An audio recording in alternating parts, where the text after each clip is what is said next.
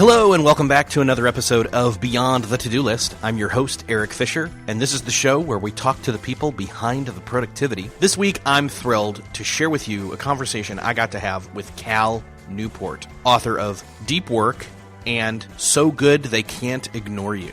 In this discussion, we talk about naming your distractions, defining your focus, identifying what your shallow work is so that you can identify what your deep work is, and understanding what your ratio between those two needs to be so that you can truly break through to create and complete higher quality work.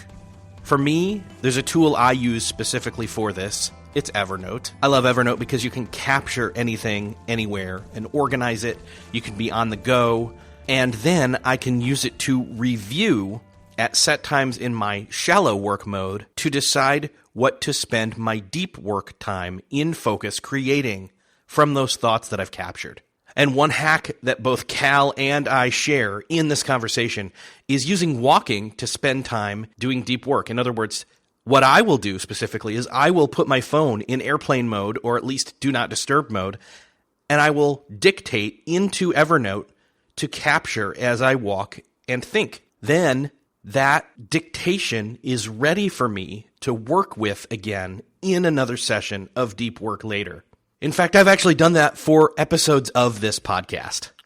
That's just one Evernote hack, by the way. If you want to learn more Evernote hacks, my go-to place for that is always Brett Kelly's Evernote Essentials, which you can find at beyondthetodolist.com/Evernote. Again, that's beyondthetodolist.com/Evernote. It is basically the best Evernote resource that I know of, and Brett's a great guy and has been on the show twice before.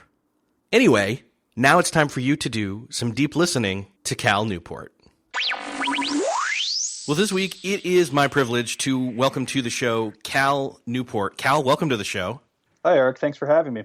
So you've been on my list to have on the show for a long time, and I think this should be a treat whether or not people have read either of your two highly acclaimed in the online space books, whether it's So Good They Can't Ignore You or Deep Work. But we're going to talk about both of those for a bit, and ultimately let's set the stage here with some context. So what's your day job, and how did that lead you into writing both those books in the order that you did? My day job is I'm a computer science professor at Georgetown University. I guess the way to connect them is So Good They Can't Ignore You, which was the first of those two books, which came out in 2012. I researched and wrote that book around the time I was entering the academic job market, around the time I was going to start interviewing for this job I now have. So I figured if there was any time in my life where really understanding careers and career satisfaction was going to be useful, it was going to be while I went through that job hunting process. Then I got a job as a professor, and the question comes up, how do I do well at this sort of demanding knowledge economy style job? And out of there came the genesis of the ideas that formed into Deep Work. So I think you can connect them pretty closely together. Yeah. So was it intentional that you took the title for So Good They Can't Ignore You as like a spinoff of Steve Martin? Yeah. It's a direct homage to Steve Martin's famous quote of "My advice is be so good they can't ignore you." Yeah, which is a really cool way of approaching that whole career state of things, if you will. And you really lay out this kind of craftsman mindset versus a passion mindset. What's the big difference between those two? Because we keep hearing, follow your passion, but you say that's actually the opposite of what you should be doing. Yeah, I went into that book just trying to answer a simple question. How do people end up loving what they do for a living? And I needed an answer to that question, so I wanted to go out there and write a book and figure out that answer. And the very first thing you notice when you look into that question is that the most common answer is follow your passion. And the second thing you notice after you start researching for just like a day is, wait a second, that advice is not very good. This thing that we all hear, just follow your passion, will be fine. It just, for most people, is not only going to not work, but it's probably going to add more confusion, maybe even slow you down in your quest to build a career you love. And so I tried to invert things. If you really study what leads people to happiness and satisfaction in their career, it's not this passion mindset where you're always thinking, what is this job offering me? Is this the right job for me? Is this my true passion? Am I fully happy here? Would I be more happy doing something else? The type of mindset that really seems to work for people is the opposite, which is what I call the craftsman mindset. And that's where you start off by asking, what am I offering this job? How good am I? How valuable am I? How could I be more valuable to this job in the world? It's that latter mindset that more consistently leads people to actual passion. Yeah, it's almost a honing of yourself regardless of situation, and then the situations, I don't want to sound all frou-frou or whatever, but the situations then mold to you versus the other way around. I mean, that's an interesting way of thinking about it, that essentially the traits that make people love their work tend to be pretty general and don't have a lot to do with the specifics necessarily of exactly what you do for a job. And the way you get these traits in your career is you become really good. And that gives you the leverage or the bargaining power you need to actually get these type of things in your career. So yeah, it's not so much about what's the exact thing my job is, and more about how valuable am I, how much leverage do I have in my work life. And almost a craftsman approaches things that, whatever tasks are given to them, that they have this desire to master that task as much as possible, not just for like a work ethic in the present, but almost to take that skill forward and apply it and integrate it with other skills and experiences in the future. Yeah, this desire to, I want to be good at what I want I want to build my skills, I want to produce things that are valuable. That desire of craft is exactly what seems to lead people to passion, much more so than this desire to find some mythical perfect match. So the other key piece here, though, in terms of being so good at something that they can't ignore you, is this fact that's just continuing to grow, that we live in more so now than ever and continually going to be more so in the future, a knowledge worker landscape. And so that's where deep work comes in, right? Exactly, right. I mean, deep work is a very particular activity where you're focusing intensely on a cognitively demanding task. And I'm convinced in the knowledge economy, it's one of the most valuable skills. Somebody out there is saying, well, I'm not a knowledge worker. Does deep work matter to me? And what's your answer to that? Well, it would depend, I guess, on what you do for a living. But what deep work does well, what it supports, why it's so valuable is really for two reasons. One, it helps you learn complicated things quickly. And two, if you're doing something cognitive, that is, you're producing something valuable with your mind, it helps you do that at an elite level. It helps you do it faster and helps you do it at a higher rate of quality. So if you're in a job in which learning things quickly and or producing things that are cognitively demanding at a high level are important, whether or not you call it knowledge work or not, and whether or not you're a computer programmer or a professional musician, which is also a job in which you have to learn things complicated and produce things based off of your brain, deep work is useful. So if those two things are going to add value to your job, deep work is the skill that the better you get at it, the better you'll be at those two things. So if that's what deep work is, we should probably clarify what shallow work is so we can kind of, clear up the semantics here. Yeah, and the semantics are sort of the whole ballgame for understanding this perspective, which is once we have names for these different types of work, it really changes the way you think about evaluating your day, organizing your day, approaching your day. So deep work will define to be the effort in which you're very intensely concentrating without distraction for a long period of time. And then we'll just have shallow work be everything else. So we'll just make it the antonym of deep work. If it's not requiring unbroken, intense concentration, it's shallow work. If it does, it's deep work. And we really should start thinking about your work life in terms of those two different types of efforts. Those two definitions, or what you put in those categories, I should say, are going to be different contextually for almost everybody as they approach this, because we all have, even if we're all listening to this and thinking, yes, I am a knowledge worker, we have different tasks and different expectations and different positions. So my shallow work is my shallow work and my deep work is my deep work, but somebody else is completely going to categorize those differently, I think. Yeah, that's why it can be difficult to ascribe certain types of work into these categories and instead focus on the effort surrounding the work. So you're absolutely right about that. So that's why I stick with these general definitions. If it's requiring you to use skills you've learned and apply them at a high level with concentration, we count it as deep work. And you're absolutely right. What falls into that bucket can actually be vastly different between different people. The other key piece here is in the book, you talk a lot about, though not advocating we all become Luddites, but you talk about the distractions and how those have continually grown over time as knowledge working has become more commonplace.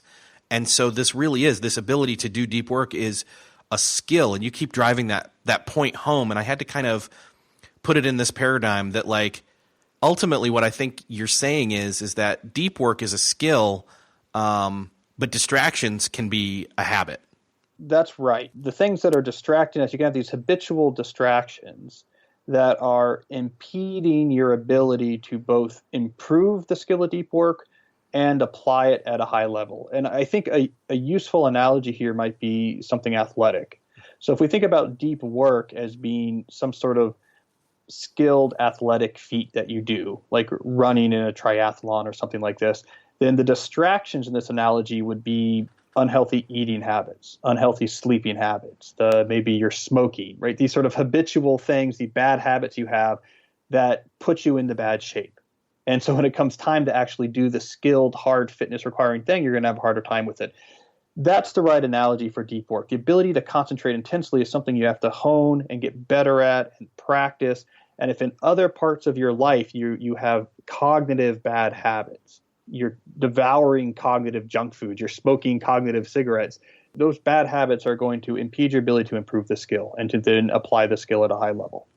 So then I hear people saying, but what if I work in an area where those bad habits are required for my day job? How do I do deep work then? In other words, if I work in social media or I check social media on a break, like is that a bad thing? How does that keep me from doing deep work? Right. Well, there's a couple different things, at play here. So when we're talking about in the workday itself, there's things we can do to help to make a deep work a more accepted part of your workday and of your work culture. Then we have the things under your control, what you do during breaks, what you do at home, what you do during the evenings on the weekends to help keep your cognitive fitness strong. And it's useful to separate those two things. Right? We really have two separate things. There's strategies for both, but we should keep them separate. There's what do you do within your workplace, within your work culture to make deep work prioritize, and then what do you do in your own personal life to keep the cognitive fitness in place that's going to support deep work. And both of those require non-trivial effort.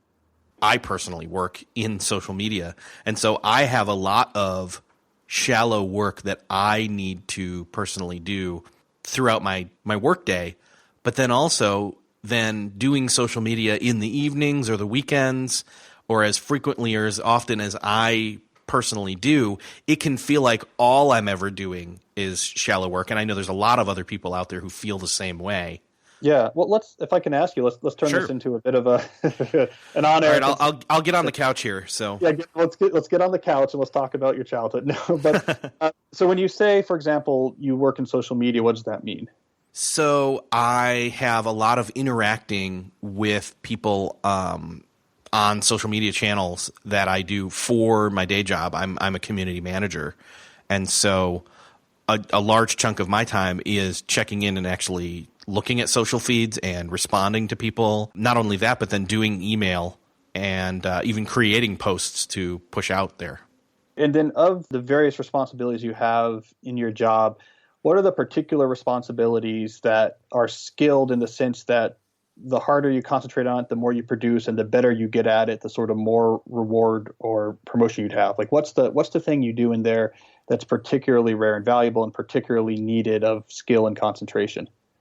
I would say some of it is the writing. I say even recording videos or doing live videos where I go live and then talk with people that way. That's more of an energetic or energy giving activity when it comes to that, and it does require more focus. Or even outside of that, digging deeper on analytics and analyzing and then strategizing.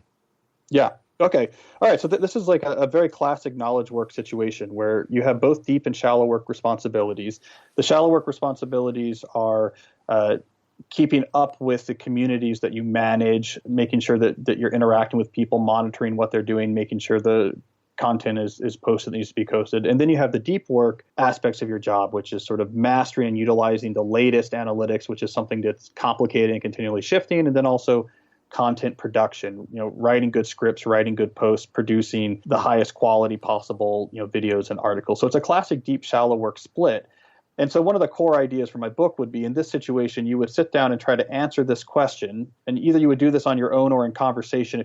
I don't know if you're working under other people or not, or if this is an entrepreneurial effort, but one way or the other, get to an answer that everyone buys into for the question of what your deep to shallow work ratio should be in a given week. That is, what is optimal for your job in terms of the ratio of the hours you spend working each week, deep to shallow. It's not obvious always to answer, but that's the question to start with. And then once you have that answer, then you work backwards and say, well, how do I make that happen? And let's just say hypothetically, you end up with a 50-50 split seeming like the right answer. That if you're spending half your time really going intensely on analytics, really going intensely on your content to the point where it was, fantastic, fantastically produced, fantastically written, fantastically edited, and 50% really checking on the communities. Once you had that split decided, then you could start adjusting your approach to work to try to match it. And maybe that would mean you end up being a monk mode morning type of person who, starting at 11, you can reach me. Before then, it's always intense on the deep stuff.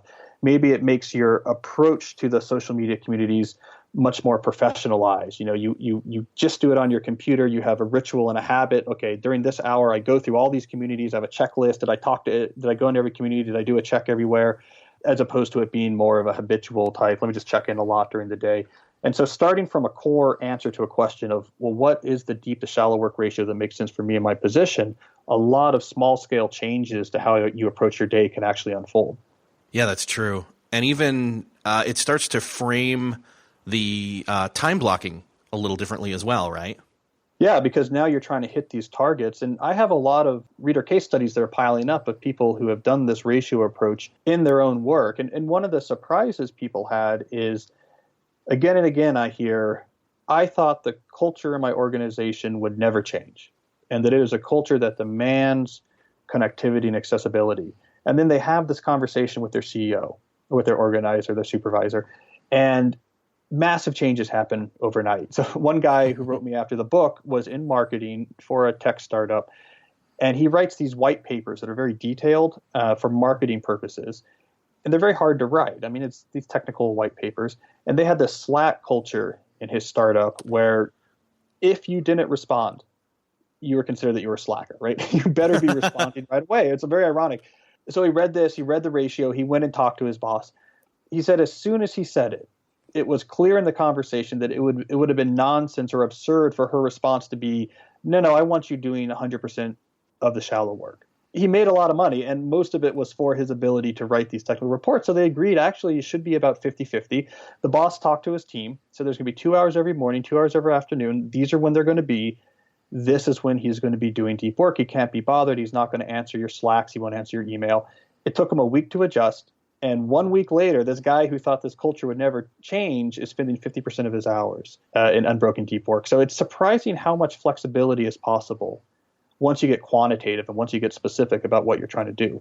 Yeah, and I think that's the thing to note there, especially in the context of a company culture, which a lot of people are, and they're thinking, there's no way I ever have time to do deep work. There's no way I will ever change culture. Actually, I have a personal story that fits with this perfectly in a weird way. Long time ago, about a decade ago now, I was working in the adult admissions side of things at a university. I had a lot of shallow work, but looking back on it, there was deep work there, and I got so good at it that I was able to do it so much faster because I just said, this is what I need to do.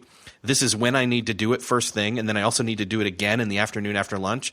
And aside from that, just be available. And so I was able to, by assessing things, by looking at things and saying, again, a lot of it was making phone calls and replying to emails and checking on admissions material that had sent in. Once I'd done that, I didn't need to ever do that again that day, certain things of that. So long story short, it was where I suddenly was able to re-evaluate and re-engineer day by day and week by week my schedule to where I was, outperforming other people. Like I enrolled way more people, way more students than others because I had said, well, this is the core stuff that has to be done. So let's sit and do that and not make calls and not be distracted and not be opening email when I'm looking at something else. And I think that's a lot of what we feel is like we've just got frenetic like activity all over the place. We never push one thing to completion. Yep. The perverse incentives of knowledge work versus other types of work in other periods of our economic history is that you can get negative pushback for being slow on shallow work, but there's very little positive, like in the moment pushing to get you to do the deep work, these are perverse incentives because the reality is in most jobs, shallow work is what prevents you from getting fired. Deep work is what gets you promoted. Deep work is what moves the needle. And yet in most jobs, you can get away with doing almost none of that, right? Because in the short term, people just see the freneticness, the busyness, you're answering their emails. But it's a dangerous place to be in. I mean, if you honestly reflect on your working life and say, I do almost no deep work, whether or not that's unavoidable or not, whether or not that's something you can change or not, it should be recognized that economically speaking, that is a dangerous position because shallow work by definition is easily replicatable. You're not applying hard-won skills at a high level. You're not improving skills that are hard to replicate. A lot of people can answer emails. A lot of people can put together PowerPoint slides. A lot of people can answer meetings. So you're in a tenuous position if all you do is shallow work. It is the deep work that actually has real value in the knowledge economy because that's where you build up skills that are hard to replicate. And deep work is where you apply it at a high level, which you can't just hire a 21-year-old out of college to replace you to do that. So it's almost like this fight you have to be doing in our knowledge economy.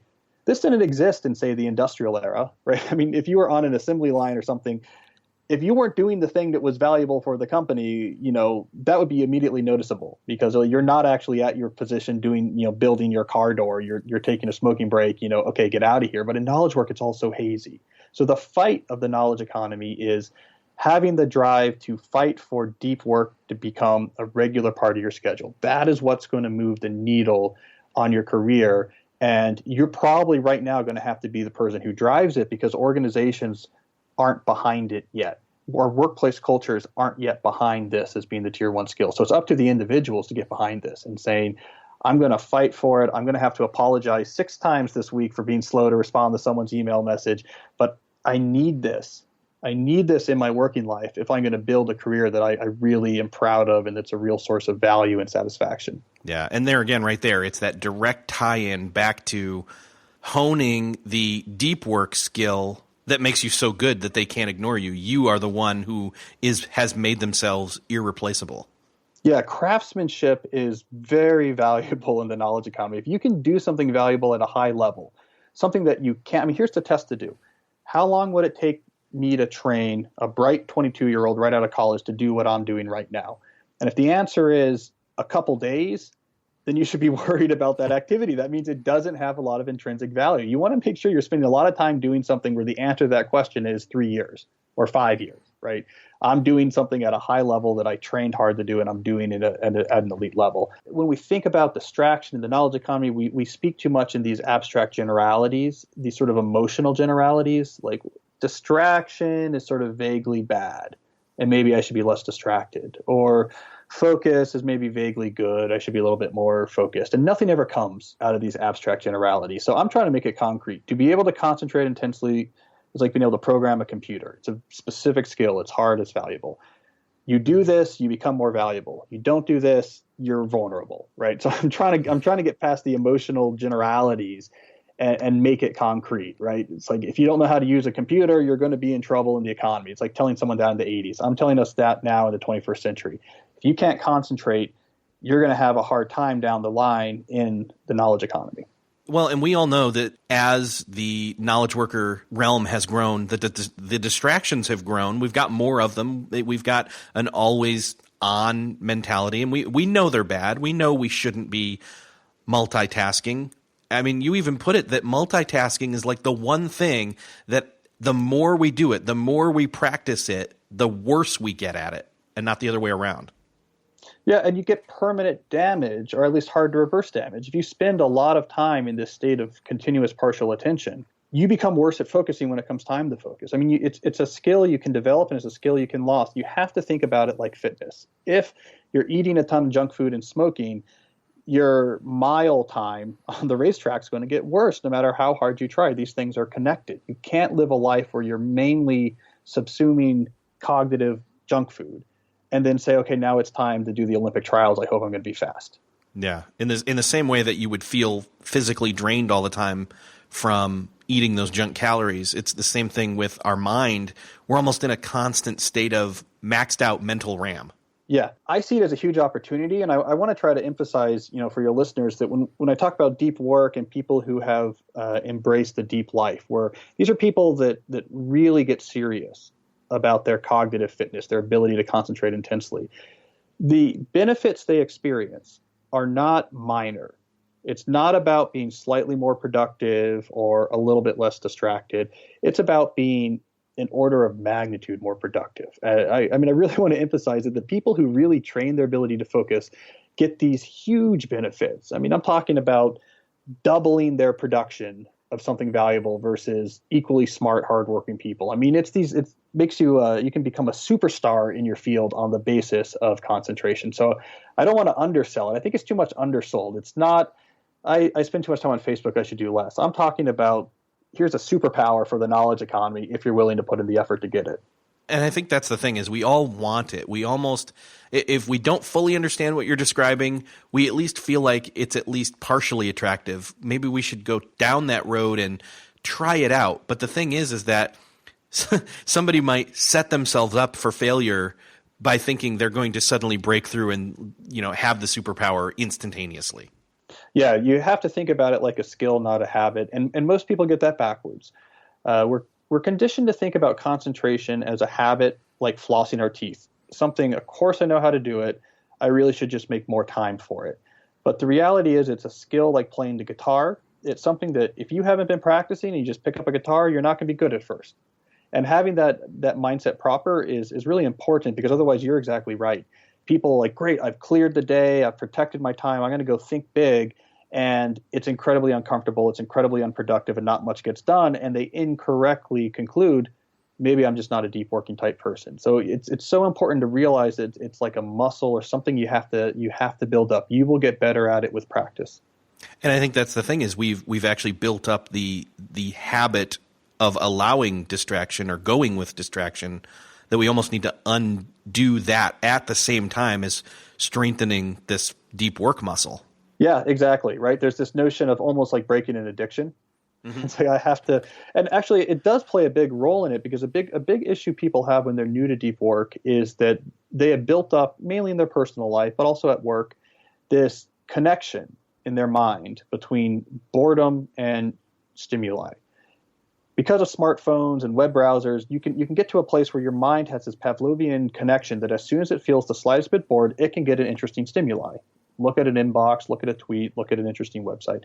If you have this connection ingrained in your brain, you struggle to do deep work because deep work by definition is boring. You're not going to have a lot of novel stimuli. You're focusing on one thing.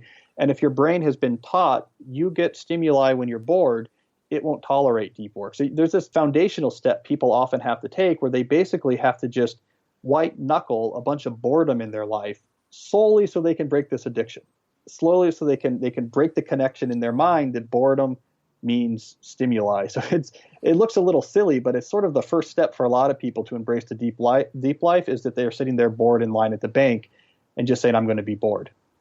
Yeah, it's almost like to go with the physical or the training metaphor a little bit more, it's almost like standing in line at the bank and not pulling your phone out is like isometrics. Do you know what that is? Some sort of exercise? Yeah, like isometrics is basically like push-ups is a form of that, where you're using the weight of what's around you, or even crunches. Like you're not lifting weights themselves, but you're using your own body weight, or you're using what you have in the moment, which is nothing, and it's the opposite of the force against what you're trying to build. And so, in other words, you standing there. I mean, it's probably it's similar to. You almost looking at it as practicing a form of meditation as you're standing there in line as well. Yeah, and I think your fitness analogy is good too. The stand there bored in line is, like you dropped down and gave yourself 25 push-ups. Yeah, exactly. Yeah, And it's not a waste. It's actually a very positive, specific training activity that you're doing. yeah, and almost the opposite to go with the physical realm there would be as if you were out of control and couldn't not have junk food. You standing in line there, or at, like, for example, the supermarket, it'd be you going crazy and ripping into all the candy bars that are sitting there and just chowing down. Yeah, exactly. Or you're an athlete and your coach sees you, that afternoon at the park, and you have the can of Pringles and the Snickers. Like, what are you doing? Like, your job is to be depends on you being really fit. Why are you eating this food? But that's kind of the situation we're in, because what is a knowledge work job if not being a mental athlete? I mean, your brain is supposed to produce new value out of information by thinking hard about it. And so if it's getting this junk food all the time, it's like the professional baseball player who's, drinking a lot of beer in the off season. It's common sense. That's probably not the right thing to do to set yourself up to succeed.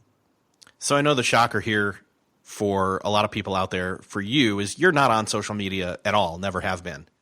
Yeah. And it's not, go on. Does that make it easier for you? I think you probably still have instances. It's easier for you than some other people, I would assume, to then enter into deep work. You have trained that muscle, or your training of that muscle was easier because you didn't have that already. But at the same token, you do have email and you do have other things. So you did still have that urge that you had to fight to just check on something else. Yes, both those things are true. And actually, the entire reason I don't use social media for the most part is because I want to keep my mental functioning as high as possible. I'm not dismissive of social media because I think I'm better than it. I'm scared of social media because, I think I'd let my kids go hungry type thing. I'm susceptible. I am susceptible to that type of thing. So it's like someone who has an addictive personality says, don't get cigarettes near me because I know it's going to take one puff and I'm going to be doing 2 packs a day. I mean, I'm a knowledge worker and I do really sort of high level knowledge work. I'm a professor and a writer. My mind is my meal ticket. And so I don't want those things anywhere near me because I know they're engineered to be addictive. And so that does help. I also don't web surf. I purposefully don't have a litany of websites to click through when I'm bored. So I don't know how to entertain myself when I have a web browser. That's purposefully because I worry about if I have it, I'm going to go to it. It's going to be a crutch. And as you mentioned, I still have to have email in my life, and that's something I have to fight against. And I do a lot of efforts to fight against it. So these things that I think most of us think about as being sort of harmless and ubiquitous and necessary, I view with a lot of skepticism and worry. And I put a lot of care into my cognitive fitness and my cognitive environment because it makes a really big difference. I mean, I think it really makes a big difference. The better care you treat your brain. And I can tell you, and people debate it, but I'm sure I miss out on some things for not being on social media, but I'm sure I've made back in return 10 times the professional benefits by having a really good ability to focus. Well, for example, you've already written 2+ or more books that other people have not written. They've thought, man, I should write a book about insert topic here, and have never gotten around to it. Yeah, they say you can't be an author without social media. You need these platforms or this or that, and it turns out you can. And actually, it doesn't play as nearly as big of a role as people think that your author social media platform. So there's these things that we tell ourselves, but it doesn't matter. It's been fine. I still sell books as an academic. I still collaborate as a person. I have friends. As a citizen, I know what's going on in the world. I mean, these things are really, really new, and we've written these storylines very quickly that they're somehow interwoven in the fabric of society, and you can't be a part of the world without them. I would just say be a little suspicious of those type of grandiose claims, because in the end, what you're going to be judged on is what can you produce and what have you produced that's valuable.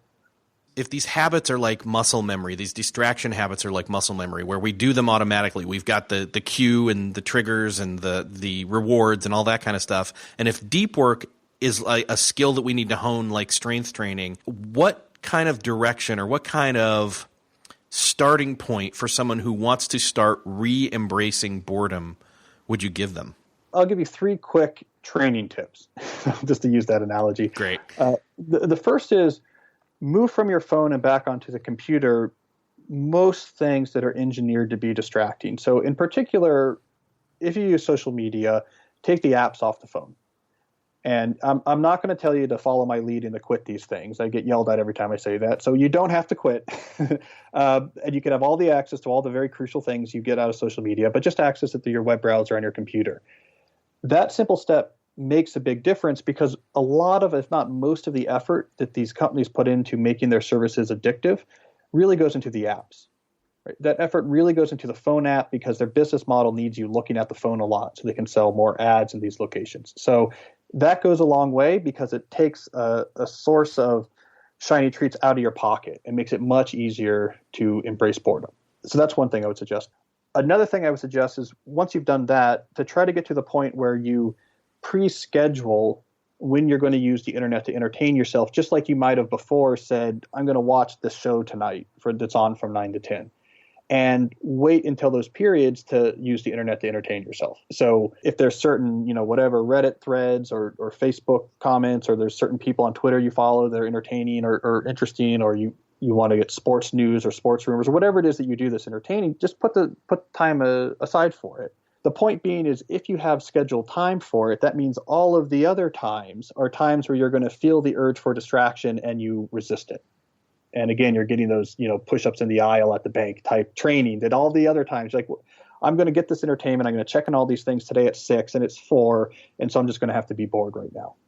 And the third thing I would recommend is a tactic I call productive meditation, which is where you go for a long walk. You have a particular professional problem that you want to work on, and you try to work on it just in your head. And when you notice your attention wanders from the problem to something else, you just notice that and bring it back to the problem you're trying to work on. This is like pull-ups for your brain. You do this for 3 weeks, you'll be surprised at how much better you get at being able to concentrate. So those 3 tips, I think, gives a pretty good sort of crash course in cognitive fitness. Yeah, that last one actually almost works as kind of a life hack or some other better term, I guess, where you are actually doing something else. You're doing something physically by walking. Yep. And so that kind of frees up your brain to, I don't know. It's the one few times that multitasking is actually a real thing.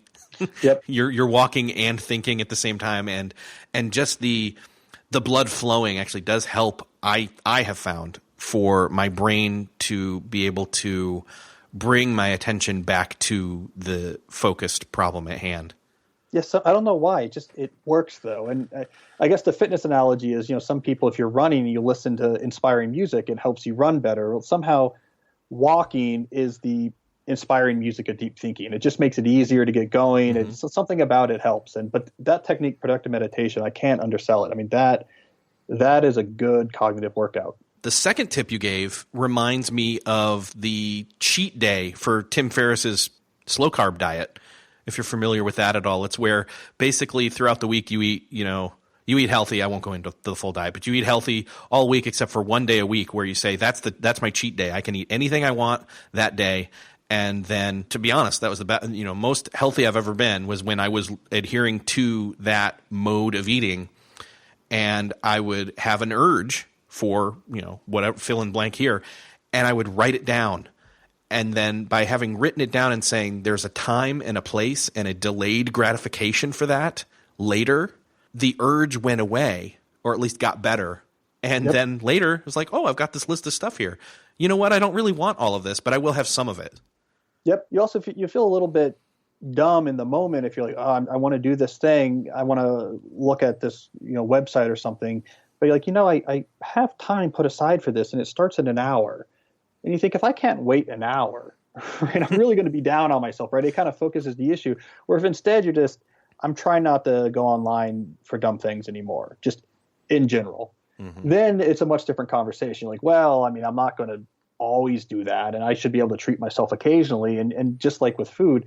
But there's another important point to that analogy, which is when it comes to dieting, people completely understand this idea that like you want to eat healthy for the most part, and then maybe occasionally, you do the unhealthy thing.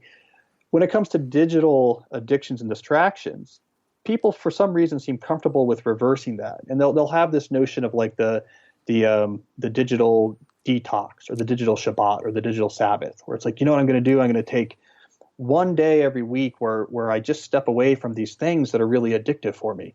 And it just doesn't make sense. If you have something that's a negative behavior, you're like, I will occasionally take a break from it. I mean, imagine the diet. I guess it would be popular, but if the diet was like, you can eat junk food, but you know what, guys? On Saturday, you got to eat healthy. On Saturday, nothing's going to happen, right? And yet somehow people think it's very profound to say, my brain is completely frazzled by digital distractions, but don't worry, on Saturday, I'm not going to use it. And so I think the Ferris diet model is the right one here as well. You put aside occasional times to do the unhealthy behavior, and healthiness is the default. If you flip that, it just doesn't make sense to me. Yeah. Well, speaking of like time and location and delayed gratification, is there a best kind of setup for where and when we should be doing deep work? In other words, I mean, I'm not even saying let's go into the like, how do I find out what is the best time of day for me to do deep work? Although that's something, again, you've got to study yourself to know about. But even locations and distractions in terms of like atmospheres or coffee shops or libraries. And I know you do a lot of like helping people learn how to study that have like AD and HD type stuff. So how do we know with like time and location?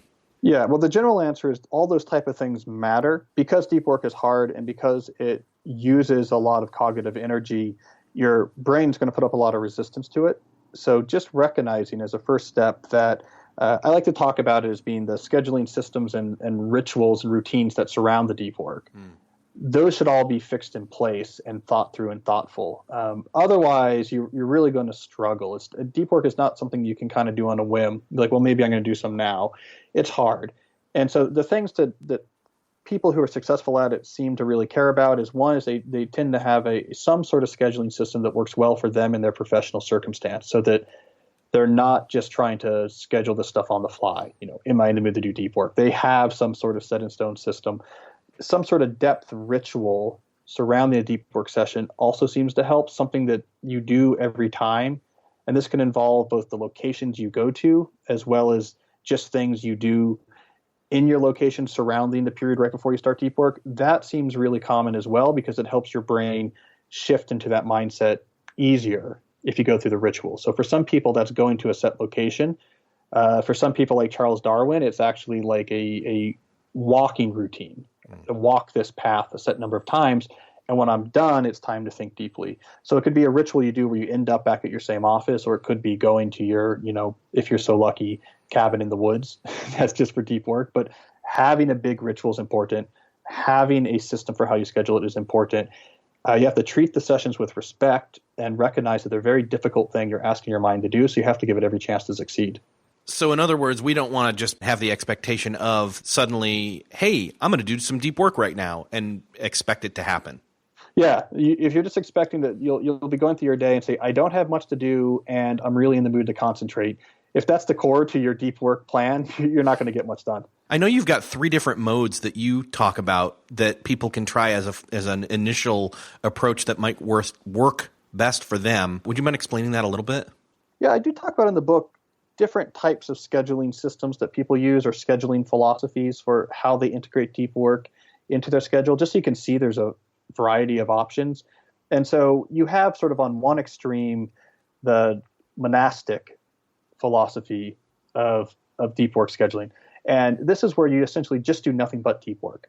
It's like I've cleared out of my life basically everything that's not deep work, and I just prioritize deep thinking or recharging after deep thinking. Most people can't pull that off. There are people who can. They tend to be professional fiction writers and some very famous thinkers, but that's one extreme. Then you have something like the bimodal philosophy, which is you're either in a mode that you're doing no deep work. You're accessible, you're communicating, you're just around, and then you shift at some points to long periods, usually multi-days long, where you're completely off the grid and are just doing deep work. So you have this clear separation in your life. Am I in a long deep work session now, or am I in sort of shallow work extravaganza? Moving down this line of severity, then you can get to the sort of rhythmic philosophy, which is same times on the same days, every week is when I do my deep work. I don't even want to think about it. And then at the other end, you have the sort of journalistic philosophy, which is I kind of have to take each week as it comes and see what I'm facing. But then I'll be pretty aggressive about going out there and protecting and identifying in advance for the next week or two. Okay, this is what I'm doing deep work. And so it could look different month to month, week to week. You're sort of finding the time when you can and then protecting it really savagely. So you have a large variety. It just depends on what makes the most sense for your particular circumstances. Yeah, and you dig more deeply, no pun intended, in the book all about how to approach those and kind of try those out. You even mentioned earlier monk mode morning. How does that apply? Because I know some people might think, wait, what is that? Yeah, it's an example of that rhythmic philosophy where this is just the time when I work every week. I don't even think about it. And it's something I reported on recently because I encountered independently, but in a very short period of time, multiple CEOs of sort of like small to medium size media type companies who did the same habit, which was they found the easiest way for them to integrate deep work was just to say, I do deep work till 12, and then I become accessible to my employees in the world after 12. And so just every morning they wake up, they work deeply on the things that move the needle for their company, and then they're on the phone, they're in email, they're Slacking or whatever they do in the afternoon. And that consistency and clarity makes it work really well. It turns out that people don't need you to be accessible all the time. What upsets people is if it's unpredictable whether or not they can reach you. And generally, this tends to be the case in the workplace, is that what people perceive to be a demand that they're always accessible instead is a demand that people don't want there to be uncertainty. Like, I need you. I don't know if you're going to be around. I don't know when you'll next be around. But for these people doing the monk mode, it's so consistent that it's just very, very easy for their employees and clients to understand. Like, oh, it's before 12. He's not available. Oh, it's after 12. I can probably get through to him. And it's very easy to adjust to. And they're getting massive amounts of deep work done. So I was impressed to hear about how far people had pushed that particular scheduling philosophy.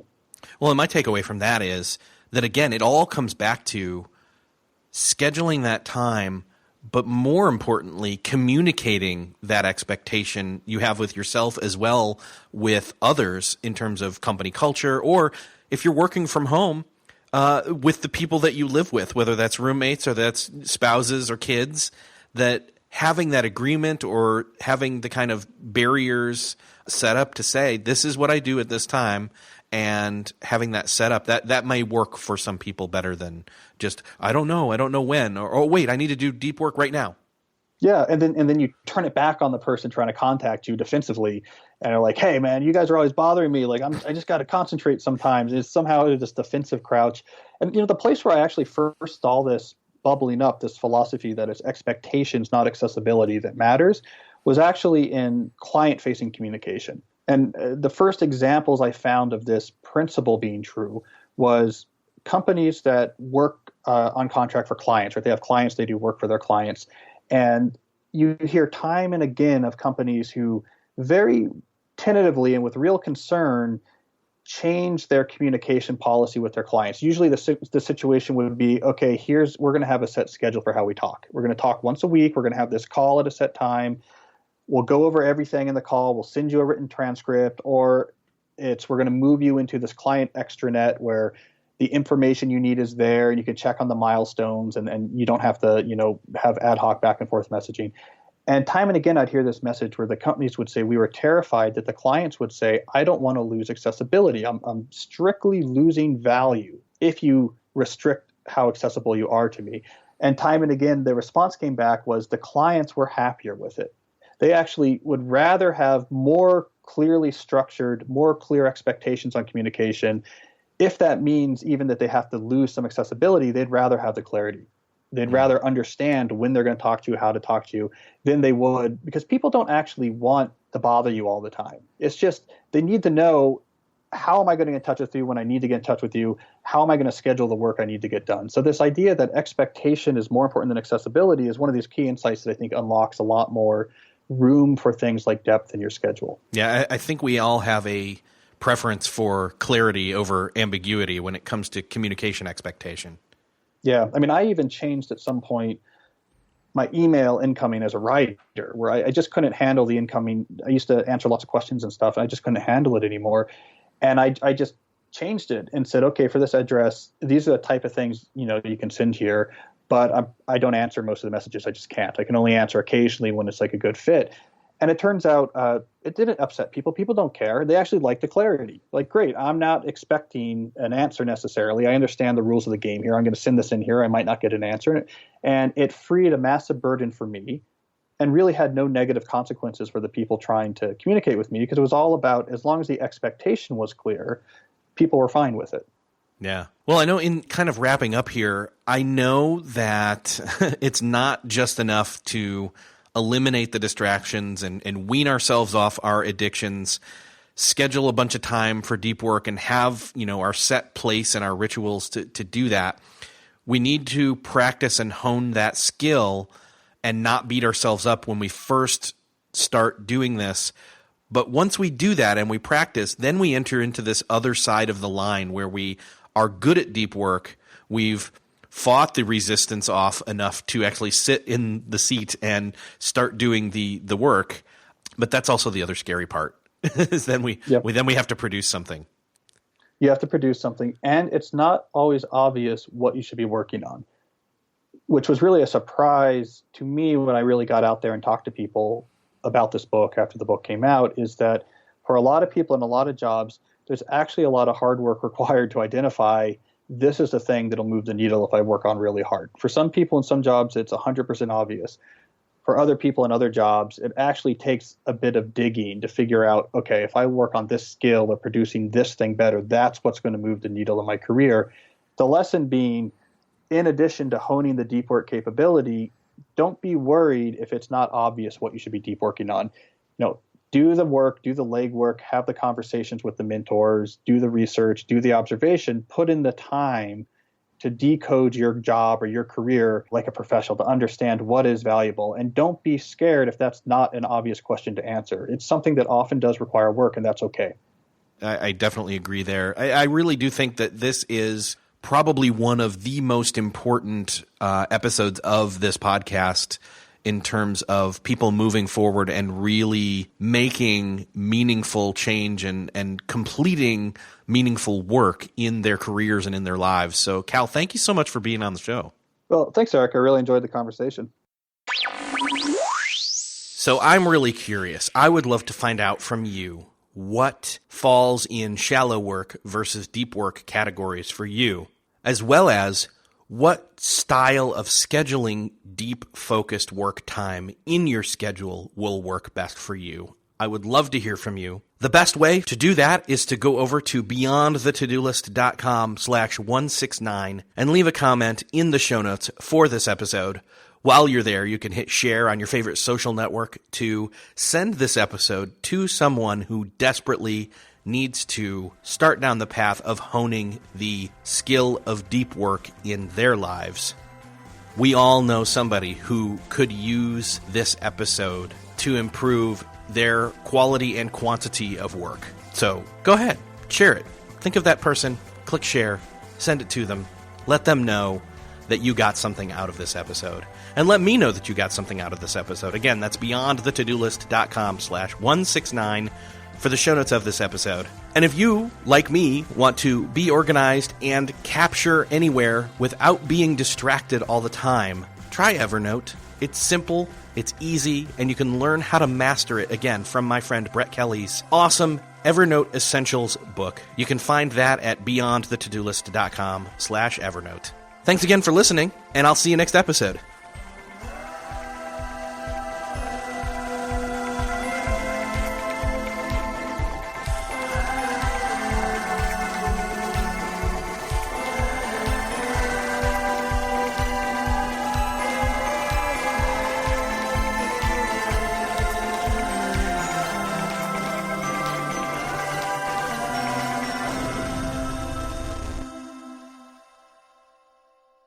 Beyond the To-Do List is a proud member of the Noodle Mix Network. Find more of our award-winning and award-nominated podcasts to make you think, laugh, and succeed at noodle.mx.